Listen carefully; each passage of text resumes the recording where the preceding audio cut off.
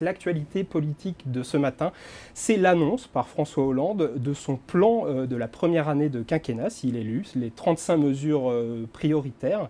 Alors il n'y a pas vraiment de nouveauté par rapport au projet qui avait été annoncé bien avant. Est-ce que c'est une manière de réagir aux annonces répétées de Nicolas Sarkozy ?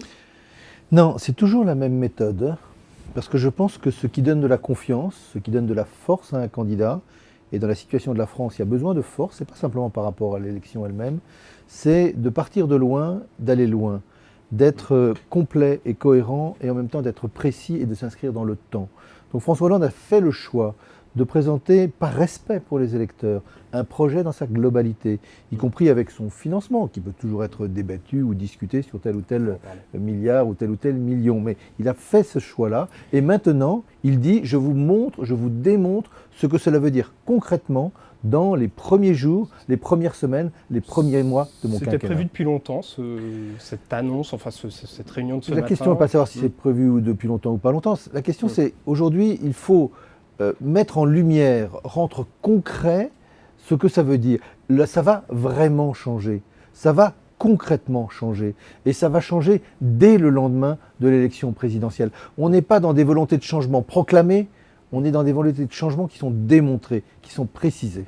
Alors Nicolas Sarkozy a sorti son programme par petites touches dans les dernières semaines de campagne. Pensez-vous que François Hollande a sorti le sien trop tôt et manquerait aujourd'hui de cartouches ? Souvenez-vous de l'époque, la question que vous m'auriez posée, c'était quand donc va-t-il sortir son projet ? Où sont ses propositions ? Bien, donc on voit que le temps passant, les questions s'inversent.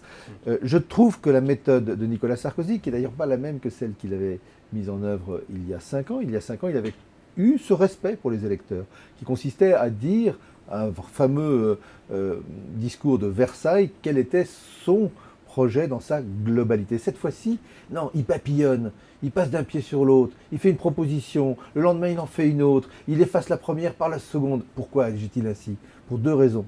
D'abord parce qu'il ne veut pas rendre des comptes sur son bilan, sur ce qu'il a fait au cours de ces 5 ans, et la deuxième chose, c'est qu'il n'a pas grand-chose à dire comme projet. Et donc il dissimule tout cela dans l'agitation, dans l'occupation médiatique comme ça. Je trouve que c'est ni respectueux vis-à-vis des électeurs, ni solide, ni sérieux par rapport à l'action qu'il convient de mener.